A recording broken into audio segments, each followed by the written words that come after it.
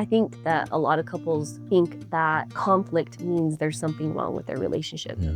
And it's not. Like, you are going to trigger each other throughout your relationship. It's the way that you take the moment to pause and recognize what is happening in that moment, and you choose to respond instead of react. Yeah. And becoming really aware of the patterns that show up in those situations, your individual patterns, and how they are disrupting your intimacy and connection with each other. And I think we've come to a place where, like, we recognize that, like when one of us is getting defensive, or one of us is projecting, or when one of us is like feeling overwhelmed and we're like expecting our other partner to like read our feelings and our emotions, and and so I don't think that couples have a communication problem. I think they have a pattern problem that they're not recognizing fully, and that they're not able to change that because they don't even know that it's a repeated pattern that's actually creating their disconnection. Free to be me, free to sing sweet feathers and envelop me like a hug. So much of our lives are shaped by scripts we never consciously chose. Patterns around love, success, safety, and belonging.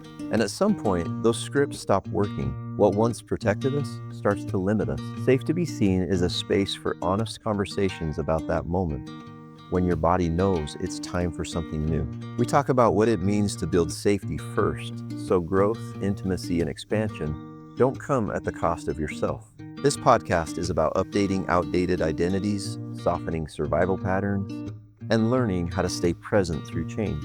We're Darci and Brandon, and this is Safe to Be Seen. Well, we enjoyed some amazing weather this weekend and had the opportunity to be outside a lot. One of the things we did, we went on a long walk with our dogs. It was so pretty out, so beautiful. Yeah, it's like the best time to be in St. George. Yeah. I think springtime. Yeah, it's beautiful. Outside of the Audi situation, Yeah. which we're all suffering with right now. Yeah. So toward the end of our walk, something came up for us that we wanted to share today. We're going to be full, vulnerable, and practice what we preach and let our listeners have an inside sneak peek into our world. And at the end of this walk, you started to discuss with a lot of enthusiasm and excitement and energy a new project that we are jointly working on together. And what happened? You don't want to say? Well, I mean, I don't want to dominate the mic.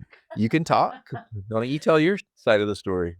Yeah. Well, I expressed wanting to like get going on this project, and like in that moment to like, let's do this right now. Like, let's go have like a planning meeting. Like, let's get this going. And it was Sunday, by the way. This is Sunday. And I had to throw that in there just real quick. Yeah. Because that's part of it. And how did you respond? I'll say what I said and you say what you said. Okay. Well, with your energy and enthusiasm toward this project, I love that. This is a project we're both really excited about, and co-creating it is going to be amazing. The thing is I just happen to, like, at this moment in time, have a lot going on in regards to some other projects and creations that I have in the works, as well as, trying to plan a vacation that we have internationally, some international travel that we have coming up, and some other things. So when you came at me with like, hey, let's get going on this project. In fact, let's go right home when we finish this walk and have a planning meeting. And it's Sunday, and I'm just like ready for my Sunday to be nothing but relaxation and rest and connection, and just do my usual Sunday. Like, I don't work on Sunday. And I felt this uncomfortable stuff come over me. And I was like, oh my gosh, I have all this other stuff I have to do. How does she not see that? How is she like throwing one more thing on top of me? This is what I'm like feeling. And we got into a little, it wasn't like, it's not like a fight. Mm-hmm. We've come a long way. Yes, we have. I actually, sorry. Oh, I was just gonna say, it was just like, we went through like a little rupture, Mm-hmm. and then had the opportunity to work on our repair skills. And, Yeah. that's really what it's all about is, I think it's really important to, like, one of the big lessons that I had to learn, and that I try to help men understand that I work with, is that conflict is okay. I know it's really uncomfortable. It's okay. Like, intimacy is strengthened in the conflict. It's just what a lot of men do is they forget that they are in full-blown protection mode Mm-hmm. in that conflict. And when you're in protection mode, your nervous system is literally thinking there's a threat. And so in that protection mode of trying to keep you safe, it's really, really difficult to fully see the other person, to fully hear them. It's really difficult, quite frankly, for love to flow when there's protection. Protection is born out of fear, and fear and love have a really difficult time, if not impossible, occupying the same time and space. Mm-hmm. So yeah, it's just, yeah. Well, what do you want to add? Yeah. No, I mean, yeah, I think we both, I felt like you were projecting your fears onto me, and you felt like I wasn't like seeing you. And so we were just not seeing each other in that. And we became a little bit activated. So I actually feel like we actually repaired in the right way, because we recognized when we were both getting a little bit too activated and said, okay, like, let's take some time apart for a little bit. Mm-hmm. Like, Wait, who said that? You or me? me. And, we'll come back to each other later when we've had some time to process and like, calm down, regulate, like, look at the bigger picture here. And so we did. We took some time apart, and then came back and said, are you feeling ready to repair now? And we both were. And then we were both able to communicate to each other like what we were individually feeling. Not, you made me feel this way, you did this. Yeah. This was what I was experiencing. This is what I was perceiving. This is what I was feeling. And then just to be able to like listen to the other person and have the emotional maturity to say, yeah, I can understand how you might feel that way. I'm sorry for any time during that conversation I didn't make you feel seen, I didn't make you feel understood, And so I think that a lot of couples think that conflict means there's something wrong with their relationship. Yeah. And it's not. Like, you are going to trigger each other throughout your relationship. It's the way that you take the moment to pause and recognize what is happening in that moment, and you choose to respond instead of react. Yeah. And becoming really aware of the patterns that show up in those situations, your individual patterns, and how they are disrupting your intimacy and connection with each other. And I think we've come to a place where like we recognize that, like when one of us is getting defensive, or one of us is projecting, or when one of us is like feeling overwhelmed and we're like expecting our other partner to like read our feelings and our emotions, and you know and so I don't think that couples have a communication problem. I think they have a pattern problem that they're not recognizing fully, and that they're not able to change that because they don't even know that it's a repeated pattern that's actually creating their disconnection. Yeah.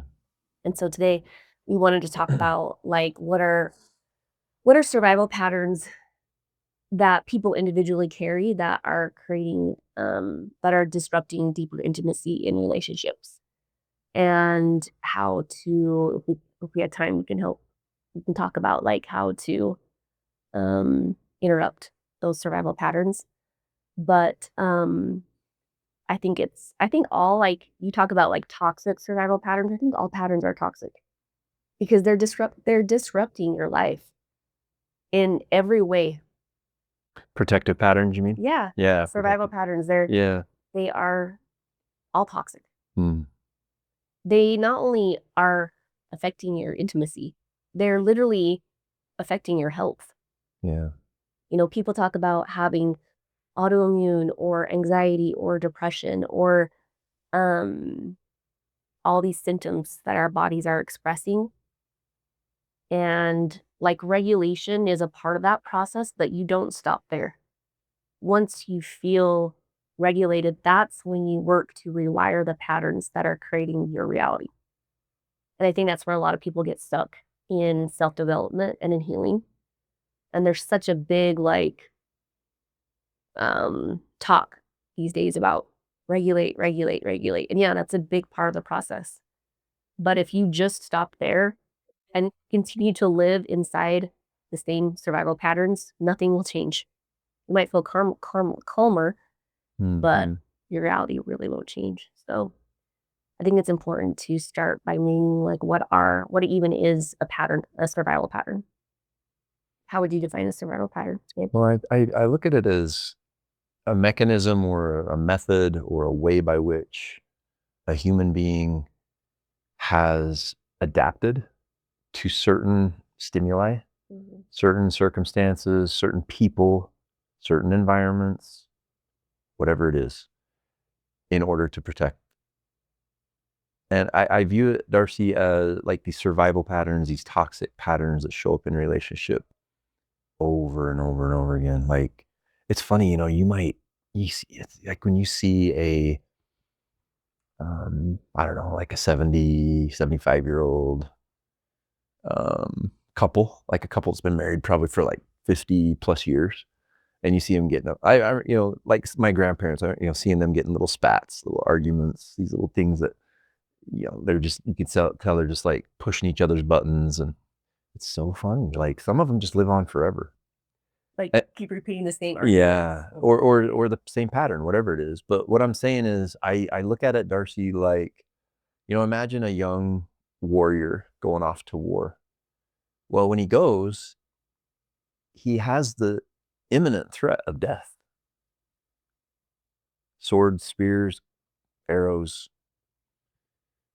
And so he's literally covered from head to toe in thick plated metal armor.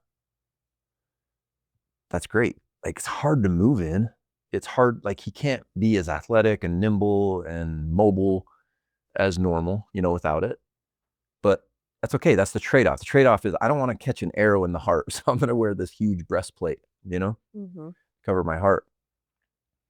Well, when the war ends, if that young warrior comes home to his young wife and children, imagine him deciding that he's going to leave that armor on. He's still scared. He's still like looking over his shoulder, like, is it safe? So he keeps the armor on. Well, his little kids come up to give him hugs and they're hugging his metal armor. They're not able to touch him and really connect to him. And his wife is completely shielded and blocked off from his heart because he's got that big metal breastplate on. And it's the same way. And like these protective patterns, these survival patterns that become toxic in a relationship, they had a good purpose at one point. Like that's really, really important to remember. As you begin to increase your awareness around your patterns, it's really, really important to not just dump a whole bunch more shame on yourself. or not enoughness, or I'm not worthy, or whatever your wounds, like, just understand that those patterns exist for a reason. Mm-hmm. You make sense. Yeah. And maybe it could be that, if we're sticking with that analogy, you needed that armor at some point. Yeah, absolutely. You don't. But Oh, sorry. the real growth I found, Darci, occurs when you begin to just simply be aware that, oh, that's that pattern again. Mm-hmm. Those are those feelings again. I'm really uncomfortable. I feel threatened. I feel scared. I feel like I need to defend myself. I feel like I need to argue, blame, prove my point, whatever the pattern is. And just stopping. It could be connecting to your breath. That's what I like to do as like one of my go-to number one things. It could be going on a walk outside. It could be so many different things to just kind of give yourself a little bit of space between stimulus and how you're going to respond, however you need to do that. And as you do that, more and more and more, you start to realize that, yeah, that pattern, it had good use at one point. I don't need it anymore. Mm-hmm. It has no more use for me. In fact, just like the young warrior, that very same armor that saved my life is now completely blocking my intimacy and connection with my people. Yeah, it's a really good analogy. The warrior story. It's really good. You don't choose your survival patterns. They often develop in early childhood as a way to protect you from emotional pain, abandonment, or unpredictability. And like you said, they were adapted at one point. They helped you survive environments that you grew up in to maintain connection, to maintain belonging, to maintain acceptance. So that you're right, they did serve a purpose. But the problem is that those patterns keep on repeating until you become aware of them and until you actively work to reprogram them inside of your nervous system. And the way that they interrupt intimacy is because intimacy requires emotional availability. It requires vulnerability. It requires being seen in your authentic nature. And survival patterns are only focused on safety and predictability. Yeah. We run on these prediction codes. Our nervous systems weren't designed necessarily to keep us happy. They were designed to continually predict the future based upon past events. So if in the past, to maintain love and connection and belonging, you had to avoid being vulnerable because maybe when you were vulnerable about an emotion, you got criticized. And so our protective patterns, like I said, they served a purpose at one point, but the longer they run in your system, you will prevent like the intimacy that everybody so deeply wants in their relationships. And they think, if I just communicate better, then we're going to feel more connected. Mm-hmm. And communication is a part of it, but it's the way that you're communicating and the way that you are projecting and the way that you are perceiving the situation, which is completely different than your partner. Yeah. It's a really good point that you made, that like, because some people might be like, well, why? I remember for myself, before realizing the pattern, like before getting there, it's like you think that it's just your partner is difficult. Mm-hmm. Your partner is difficult. Like, it's like this glaring bright light on your partner of all of their shortcomings and weaknesses. And it's like, they're difficult, they don't communicate, blah, blah, blah. You go on and on about why you're not connected deeply, or why your intimacy sucks, why your sex is terrible, whatever. Mm-hmm. I love your point that, like, it's really, we got to bring it back and say, okay, why? This isn't just an argument. This isn't just like you said, a communication skills issue. Like, maybe should we take some communication skills classes? No, that's not what this is. This is destroying your connection, your intimacy, and your sex, because those things, intimacy, connection, and sex, great sex, require truth, vulnerability, accountability, and presence. Mhm. Like, you cannot have that deep intimacy and connection and that incredible sex if you don't have those things. Yeah. Well, these patterns, they destroy those. When you are stuck in a survival pattern with your partner, your romantic partner, there's no emotional truth. It's all covered up by stuff that's not, it's illusions and lies. And like you said, stuff from your past that's being projected onto the present and or a future that you're like terrified of. Mm-hmm. It doesn't allow for truth. These patterns, they don't allow for vulnerability, because when you're stuck in that like reactive survival state, protective state, you're not vulnerable. Mm-hmm. You feel threatened. So you put your armor on. You're not going to open up your heart. You're not going to be vulnerable. And you're not going to, without emotional truth and vulnerability, there certainly is no accountability. And if you're not able to be present in the moment, in your body, when the discomfort is through the roof, there's no intimacy. There can't be. Yeah. Yep. And that's why I think most marriages end in divorce. Yeah. Because of survival patterns, honestly. Yeah. And then I think that's a huge reason why couples end up separating and divorcing, because they cannot get out of those loops. They don't recognize the loop that they're in. They're just projecting their shit on the other partner, blaming the other partner, not taking accountability, not doing the inner work of changing their patterns that is preventing deeper connection and intimacy. Hmm.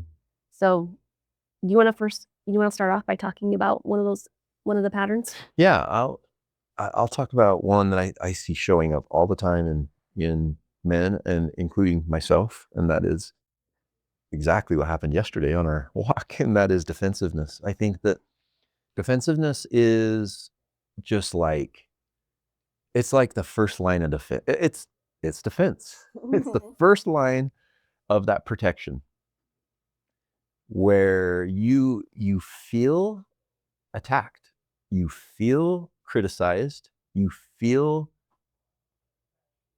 like someone's picking on you, someone's coming down on you, and so you argue, blame, try to prove your point, try to prove the other person wrong. However your defensiveness looks, completely shuts down intimacy. Mm-hmm. Because your defensiveness, it doesn't allow for you to, like, in your effort to protect yourself, you stop seeing the other person. You stop considering like why they would have done or said that, or maybe there's a good reason, or it's just like it shuts it down. And it's very prevalent. And it's rooted in like essentially a shame wound, or a wound of like, I'm not seen. Mm-hmm. Because you feel like whatever the person did or said is like, they might as well have just told me that they don't see me and they don't care. And then you like put up your guard, you put on your armor, or you put up your feathers, whatever you want to say, and like, it's on. You're going to defend yourself, Mm-hmm. And I think that it's really important in all of these, consideration of all of these patterns, Darcy, to remember that it's not, I don't like to look at it as like these patterns, they, in my opinion, are not showing you that the relationship is broken or messed up or unable to be repaired. They just expose the truth. Yeah. They just expose the truth. And then it's like, hey, what are we going to do about this? Like, we love each other, right? Yes. Okay. So are we going to work on these patterns? Mm-hmm. You know? Yeah. And I think defensiveness is what causes fights to last days on end, where both people just end up defending themselves without really trying to see each other. And I think that what breaks these fights from going on for days is when one person in the relationship can pause and share one vulnerability.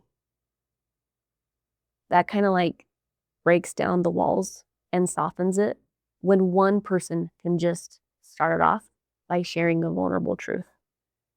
Instead of defending, saying, yeah, I wasn't feeling seen in the moment. Or, I really want to spend more time with you. How can we make that happen? Or, this was reminding me of something that happened in the past that I didn't feel safe in. That really helps soften those defenses and can help like reorganize the entire framework of that rupture. If just one person can just share one vulnerable truth. Mm-hmm. And I've seen that happen so much in our relationship where like the fight or the rupture actually comes to a stop when that can happen. So, yeah, I think defensiveness is like a huge one. I think it's like the go-to that everybody initially starts out with. Yeah, I mean, it's like your little kids playing in a sandbox, and little Susie comes up and steals my dump truck. And I'm like, no, you're not going to do that. And I defend myself, and I make sure that she stays away. Mhm. Stay over there in your corner, Susie. That's fine when you're in a sandbox and you're 4 years old. But when you're 34, 44, 54, and you're in a romantic relationship and now you are a grown-ass adult, Mhm. those kind of patterns, they need to be handled. And I see defensiveness, Darsh. We can end here and then move on to the next pattern. But I see, like, for me, I think for men, defensiveness arises so prevalently and strongly because there's a big disconnect between what the man hears and what he feels. And what I mean by that is the words coming out of his woman's mouth, they might not be harmful at all. They might not be threatening or mean. They might just bring to his awareness something that needs improving, something that he did wrong, Mhm. or some form of correction. It might. But the man hears those words, but he goes back to his 6 or 7-year-old self that feels those emotions of, so he hears you did something wrong. He feels you're not worthy. You're not enough. And it's just this it's just really difficult. It's hard to explain, but it's this it's one of the core masculine wounds that most men deal with. Mhm.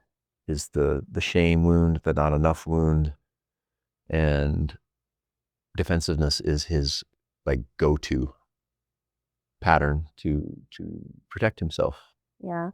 And all that's happening at a subconscious level.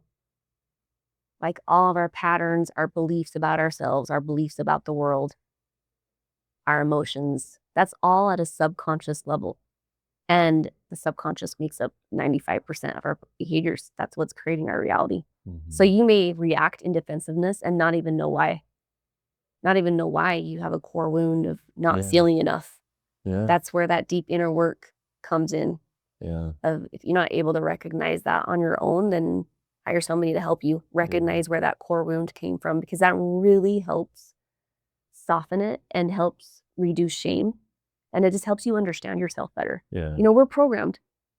We are unconsciously programmed by the age 0 to 7, our programming based upon the emotional dynamic, how safe we felt in our home, how safely connected with our caregivers. You're programmed to see the world in a certain way. You're programmed through your patterns. And you become like this unconscious participant in your own life. Yeah. You don't even know why you're showing up that way. You don't know why you're so reactive, why you're defensive, why you abandon, why you're a perfectionist, why you have OCD.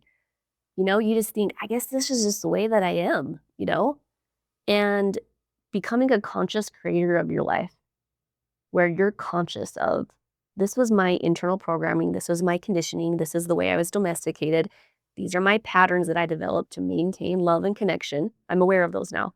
And now I consciously get to choose to change those so I can actually be the creator of my own life and live a life that is true to me. And it's so important in healing. It's so important in relationships. I mean, it's your life. Yeah. And most people are running their life based upon conditioned programming that they did not consciously choose. Good point. Really good point, babe. Like, the pattern itself is potentially destructive, yes, but the real problem is when it goes underground. Mm-hmm. And it goes like you're unaware of it. Yeah. So yeah.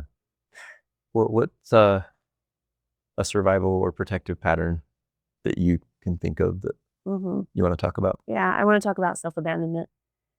Self-abandonment is a big one, particularly in women, where the core belief behind that is that it's kind of like what you just mentioned, that if I am fully myself, I will lose connection. And it stems from early childhood experiences where you maybe expressed an emotion or you expressed an opinion and you were criticized or you were shut down. You were invalidated. So your nervous system at that time learned, I have to abandon part of my truth, part of my needs in order to maintain connection, in order to maintain belonging, in order to maintain love. Like, it's brilliant, actually. It's absolutely brilliant and the most loving thing of our nervous systems to do as we're developing as we're growing up. And self-abandonment appears as people-pleasing, as overgiving, as becoming the caretaker, as not feeling safe to express your emotions, not feeling safe to express your needs, not even having an opinion about anything, just being so completely agreeable that you completely lose contact with your authentic self. And I think that is the most saddest thing about self-abandonment, is that you're actually in a relationship with somebody that you don't even fully know.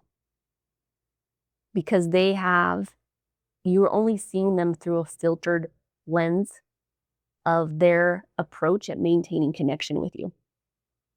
And I just think that is so sad and so disrupted, that you lose so much touch with your authentic self in order to maintain that connection, in order to maintain that belonging with somebody. And it often gets looked at as they're just super nice and they're self-sacrificing, and that's like praised.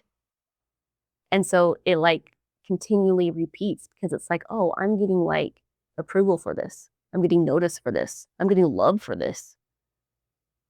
And so it keeps on repeating until pretty soon you end up with an autoimmune disease or severe anxiety or deep resentment. That's what self-abandonment does. It creates this static, this unseen static underneath the surface of resentment, because you're not able to fully be yourself in your relationship. So it's a big one. It's a big one, I think, for women especially, self-abandonment. Yeah. Yeah. That one I can see being like not only everything you said, but like, you think about the tragic situation that both you and I have seen fairly frequently, where we might meet an old, and you're right, it's a lot of times it's women, it's maybe an older woman, maybe in her 70s, last chapters of life, who never really became aware of this pattern of self-abandonment, but from the outside, you and I have been able to see and talk about, discuss people that we know, where it's like they have lived their whole life abandoning themselves Mhm. to try to maintain connection that they don't even know themselves. Mm-mm. They don't have any- Not only does their partner, like you said, their partner doesn't know them, but they don't know themselves. They don't know what their interests are. They don't know what they like.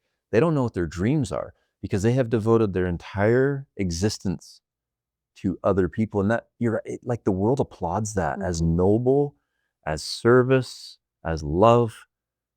And it's so sad. Mm-hmm. The connection you're trying to maintain is not even with the real you. Yeah. And that's why it's so tragic. You lose so much deep touch with your authentic self, and your partner doesn't even know your authentic self. And intimacy requires authenticity.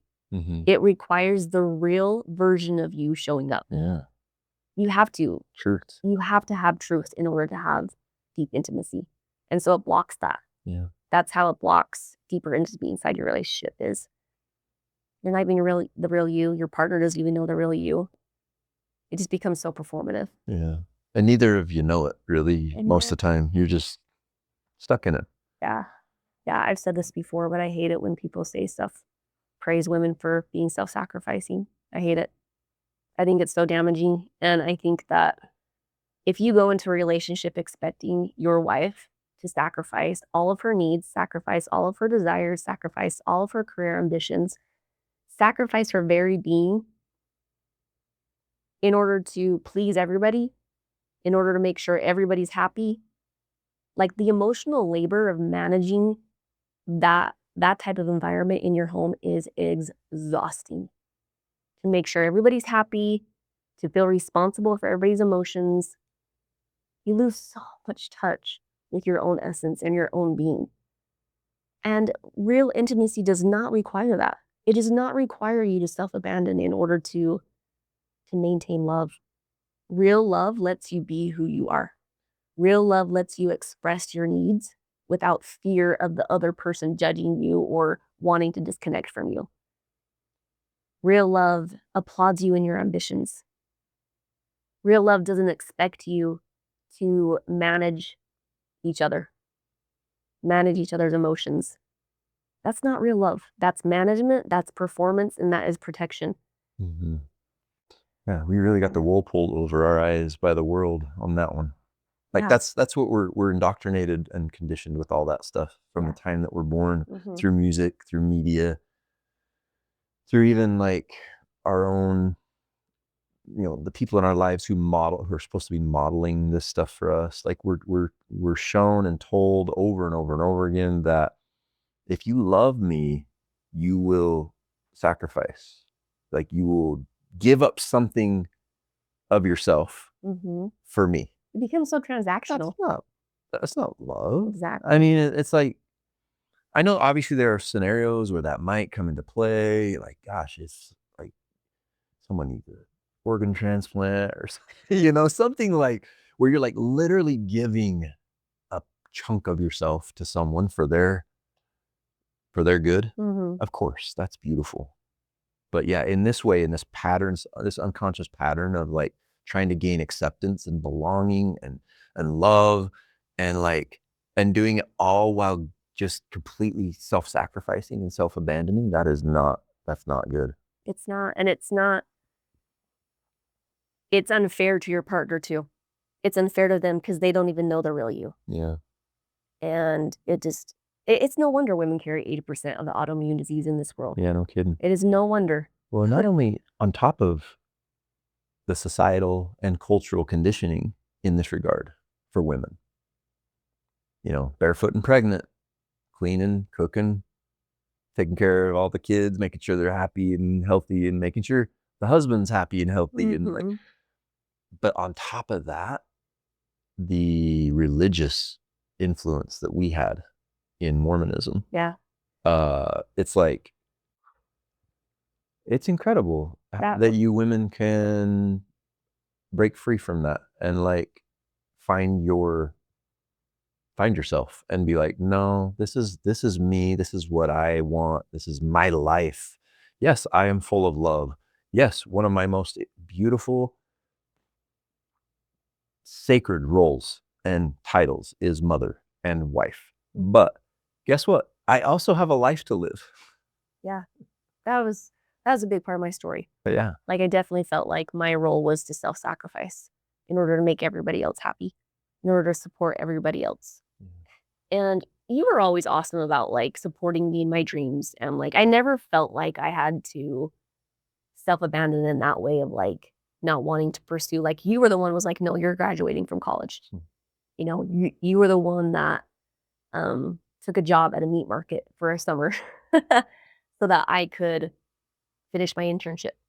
You were the one that carried my backpack plus yours for an overnight hiking trip so that I could pass a class when I was pregnant. So I appreciate that so much that you were the one that was like so supportive of me starting my nonprofit, of year after year leaving for weeks at a time to go across the country and leave you with the kids so that I could do something that I was passionate about. And I have always just like so deeply appreciated that and loved that about you so much, honey. So thank you for being that way. Any self-abandonment ways that I was showing up was because of my internal programming that taught me that like that's how I need to be in order to like show up in this role that I'm expected to be in. And I knew no other way. Like nobody knows any other way, you know? Well, we're not here to assign blame, but it wasn't, it was like we were a perfect storm because you were programmed and conditioned, like you just said, to be a self-abandoner. And I was conditioned and wired in a way that I like needed a lot. Yeah. And so You want to know what chooses your partner? Your subconscious I chooses know your partner. it's true. Like your nervous system gets wired, and then it like seeks out, like has these antennae sticking out, like looking for someone who matches that signal. No, you're exactly right. That's know. exactly what happened. I know. That's why when I saw you at that dance in 1997, from like 40 yards away in the dark, I could barely see you, but I was like, you were like glowing. Aw. And I was like, you beeline to her. I gotta find out who that is. I'm so glad. No, it's crazy, but that's how it happens. Yeah. So. True intimacy requires being known. Mm. It requires you to express a need. It requires you to express an opinion, to be able to say no. You know, and you know, when you grow up in an environment where it's like for me, like in Mormonism, when you grow up in an environment where it's like, if you have a different opinion outside of like what Mormonism teaches you about the way that you should be, that's not safe.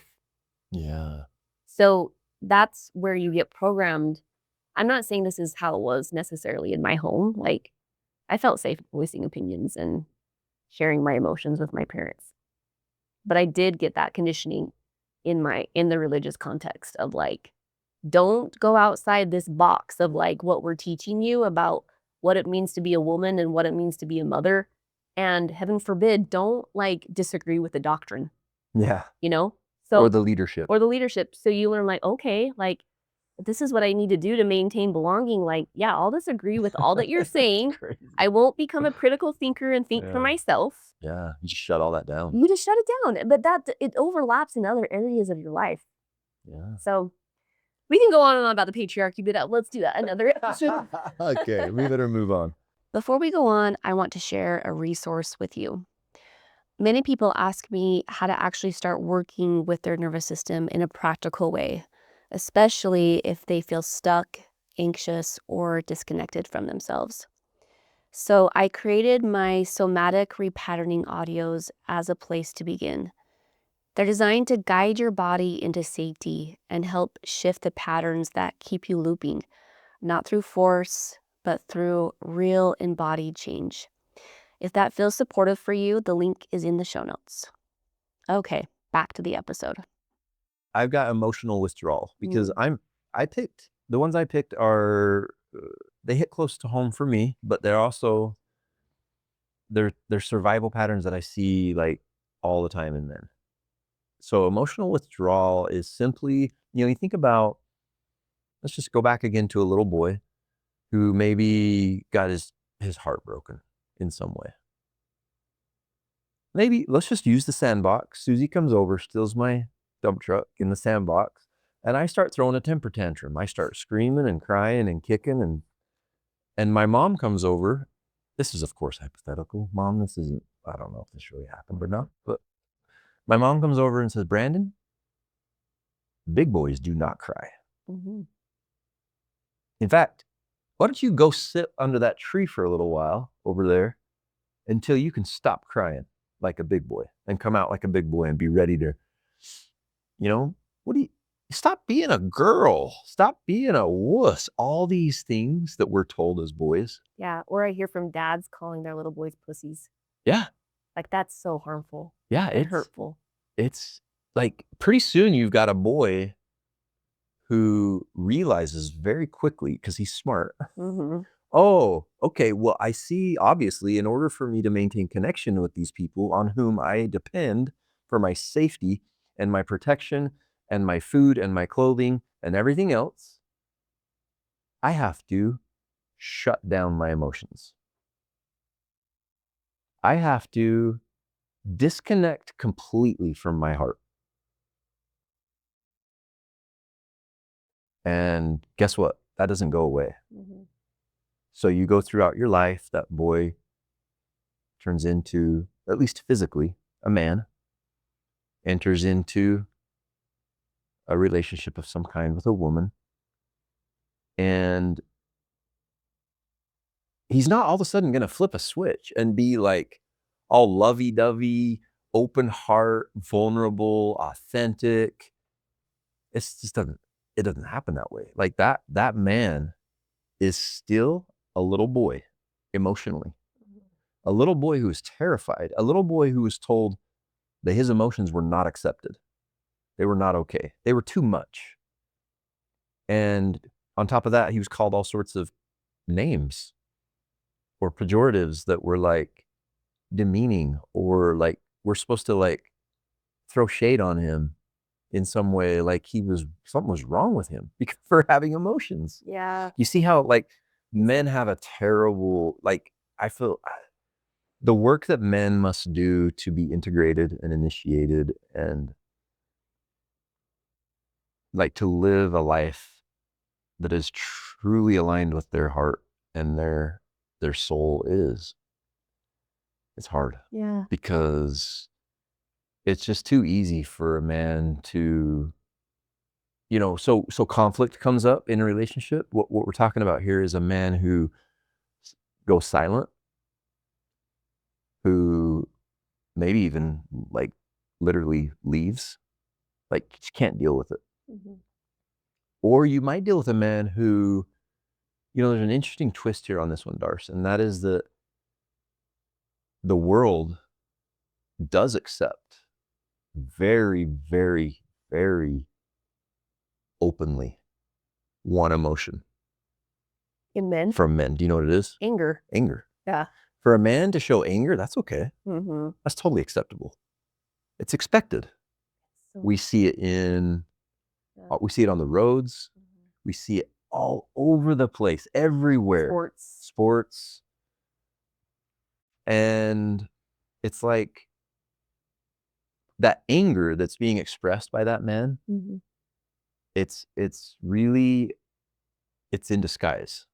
It's being disguised as anger, but you know what it really is? Fear. It's fear. It's sadness. Mm-hmm. It's resentment. It's shame. Any number of other emotion that he was taught as a young boy was not okay for him to show. Mm-hmm. Was not okay for him to feel. So it comes out as anger because somehow that's okay. Yeah. So how is that pattern preventing deeper intimacy and connection? Well, one thing we talked about, the requirements for deep intimacy and connection are vulnerability, emotional truth, safety. Mm-hmm. And when a man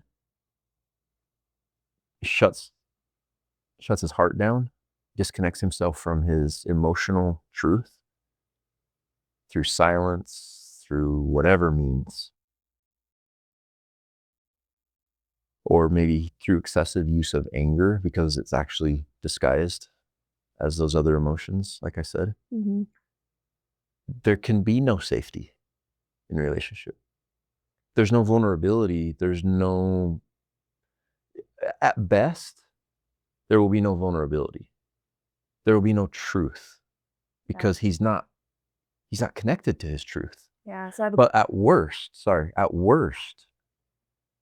there will be no safety because perhaps his disconnection from his emotional center, his emotional truth, or his excessive use of anger in situations that really in a healthy scenario would actually be a different emotion. It's going to affect the safety felt in that relationship. And that if there's not safety and there's not emotional truth, there's no intimacy.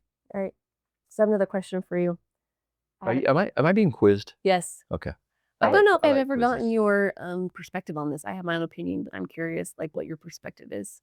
So part of the masculine energy is that protective energy, holding the space for his family, for his wife.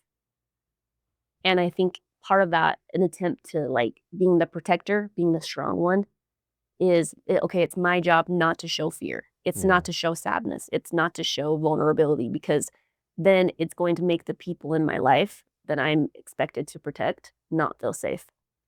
So how does a man like maintain both those like energies? Like one, being safe to express emotion, but also like not wanting to instill fear or unsafety with his wife or his kids. Yeah, it's not easy, but I mean, sometimes it just depends on the situation, babe. Like sometimes I've found myself in an honest attempt to be vulnerable, to open up that channel for the free flow of like love and connection and be vulnerable, be real.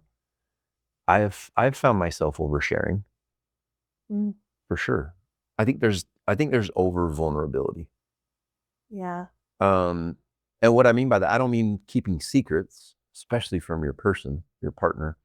What I mean is like sometimes you can say too much, and you can like instill or perpetuate or amplify the negative of a situation when you didn't need to.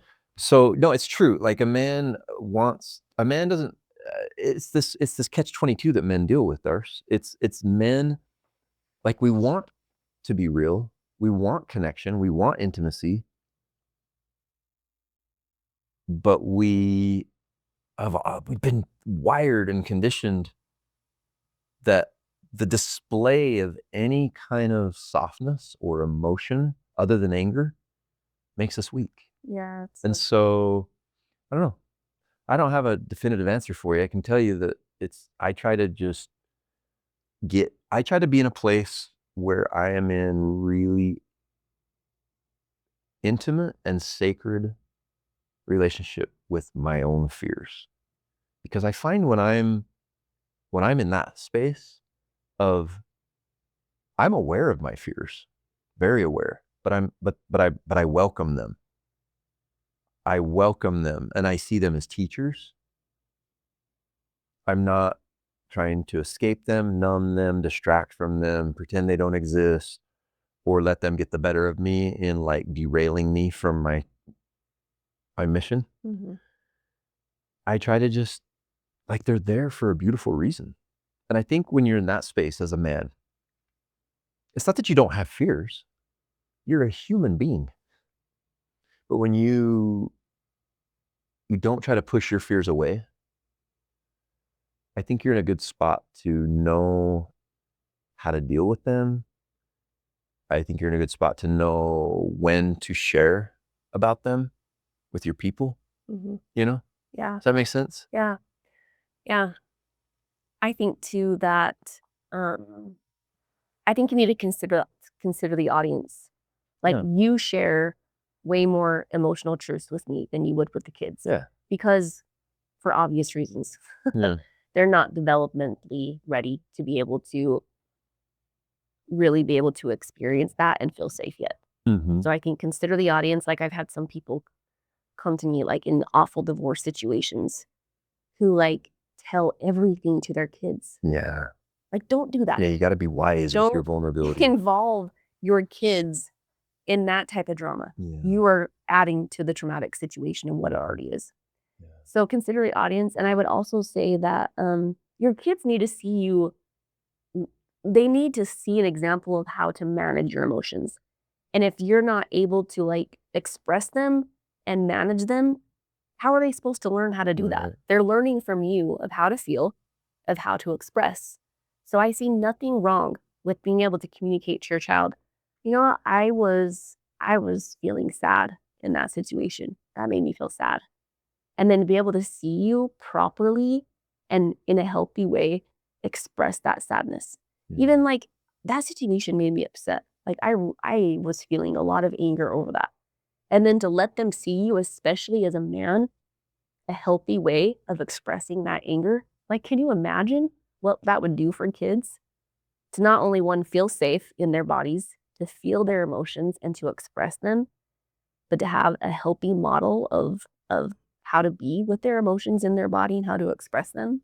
That's so important. So I would say don't hide your emotions. Consider the audience, how much you share, like you said, but don't hide them. Like let your kids see you manage your emotions in a healthy way. Yeah. I want to just add before we move on to the next one on this one, Darce. Emotional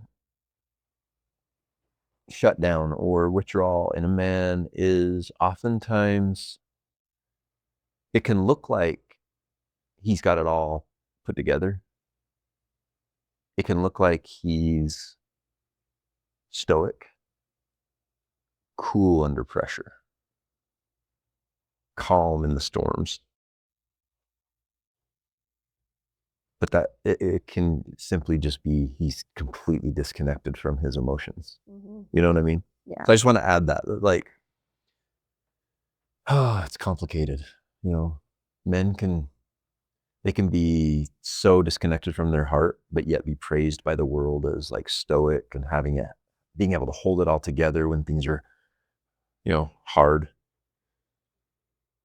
So it's a tricky one. And the other thing I wanted to add before moving on is that, in a relationship, a partner, like if a man tries to give that false impression that like he's good when he's not, and so maybe he just goes silent, maybe he actually physically leaves for a while or whatever the case, however he's like withdrawing emotionally. But the problem is, see, the partner is going to feel like in that type of situation with a man like that is emotionally withdrawn. I got to imagine, and you can, if you want, speak to this, but it seems to me like the partner in that relationship would feel like my emotions are just way too much for this guy. Mm-hmm. Like I can't bring my truth to this table because this guy's going to like completely shut down or leave or go silent, So it's a tricky one. Yeah, for sure. The next one we wanted to talk about that I think is also a really important one is the pattern of control. And control develops early on in environments where there was maybe emotional volatility.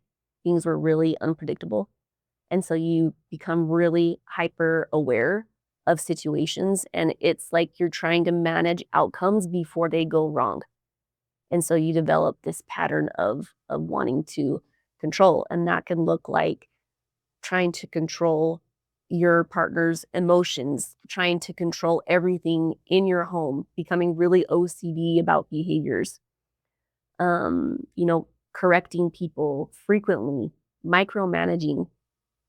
And underneath the surface of control is just anxiety.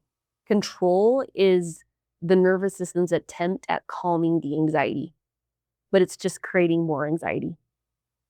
And that can disrupt intimacy because it's making the other partner feel like I need to be managed and I am not safe enough to like be free in this relationship because you are micromanaging every single thing that I do. It's basically you saying to your partner, I do not trust you. Mm. So, you have to become really good at like letting people have their emotions without trying to control them, letting mistakes happen, letting your partner make choices without you managing them. And it's going to feel very uncomfortable. All of these patterns that we're talking about, when you're repatterning, it's going to feel so uncomfortable. You're going to want to retreat back to your old ways. But if you really want to change that pattern, you have to sit, like you talked about, sit in that space between the stimulus and the response. That means you're going to have to sit with the discomfort without going to a pattern to try to make that discomfort go away. You have to become really good at being uncomfortable and then choosing the opposite of that pattern. And you have to do that repeatedly over and over and over again until this becomes who you are. Mm. So at the root of control is anxiety, wanting to predict outcomes in order to feel safe. One of the things I think we can end on for men, like talking to men, is that there are 3 questions that I think men can ask themselves when they are in this pattern, whatever the repeating pattern is. They notice that they're in it. Ask yourselves, men, these 3 questions. What am I protecting right now? And just sit with that and breathe. And just notice when you're in the midst of this conflict with your partner, whatever that looks like for you, what exactly are you protecting? Mm-hmm. Number 2, am I trying to win or am I trying to connect? Because you sometimes can't have both. Sometimes if you're trying to win an argument, prove a point, be the right one, that's oftentimes going to destroy connection and intimacy. So, are you trying to be right? Are you trying to win? Or are you trying to connect? Mm-hmm. And number 3, can I stay present with emotions that are very uncomfortable without trying to control? That's the hard one for men. Because when a man feels uncomfortable emotions related to his woman, it takes him back to his childhood. And it touches on all those wounds that little boy had of, shame, unworthiness, lack of initiation, all of the masculine wounds. And so, yeah, those 3 questions. What am I protecting right now? Am I trying to be right or win? Or am I trying to connect? And number 3, am I able to stay present, fully present, while feeling extremely uncomfortable? Mm-hmm. Those are great questions for both men and women to ask themselves in order to repattern. And I would add to that, like, if you want to become familiar with your patterns, what's the first thing you do when you are experiencing discomfort inside of your body? Like, what's your pattern when you feel discomfort? Do you defend? Do you control? Do you self-abandon? That's your pattern, the thing that you repeatedly do over and over and over again when you feel discomfort. And I think, the whole process of like in relationship, it's not to strive for perfection. It's the process of becoming aware of your patterns and gently shifting them. So that the whole goal of your relationship, the whole goal of when you are in disagreement or ruptures is throughout all of this, how can we still maintain connection with each other and how can we still see each other? And it's about learning how to stay present during discomfort, express your truth without comparison, being able to regulate your emotions instead of react just automatically, and to repair when disconnection happens. Because the depth of a relationship is not revealed when things are going perfectly and when you're both happy and everything's going right. Like your relationship is revealed, like the depth of your relationship is revealed when things aren't going well. Yeah. When you're noticing distance, when you're in a rupture and you don't know how to return to each other. That is the relationship right there. That is how deeper connections and that is how intimacy is formed, is when times aren't good.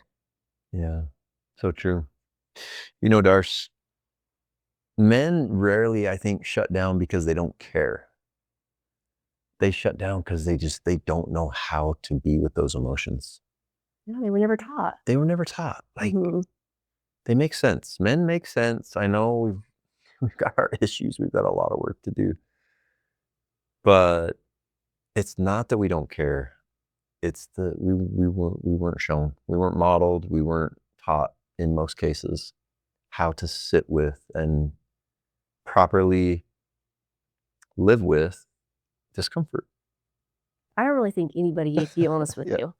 Like, I feel like our whole entire culture is organized around what can I do so I don't feel discomfort?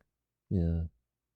And we're like bombarded continually with things that are coping mechanisms and things put in our face all the time to avoid being with ourselves. Yeah. To distract ourselves. Screens, media, like all the political shit going on, like all of the distractions in our lives, all the things that are keeping us in a state of fear, it all an attempt to stay connected to ourselves and stay connected to our truth. And it's kind of like getting out of the matrix. Yeah. And seeing things as they really are. Getting out of the matrix could be another episode that we could do. Yeah. Man, just remember this. The armor that protected you as a little boy is now suffocating your relationships. Uh-huh. Thank you. Thanks, babe. Love you. Free to be me, free to sing, sweet feathers and let me like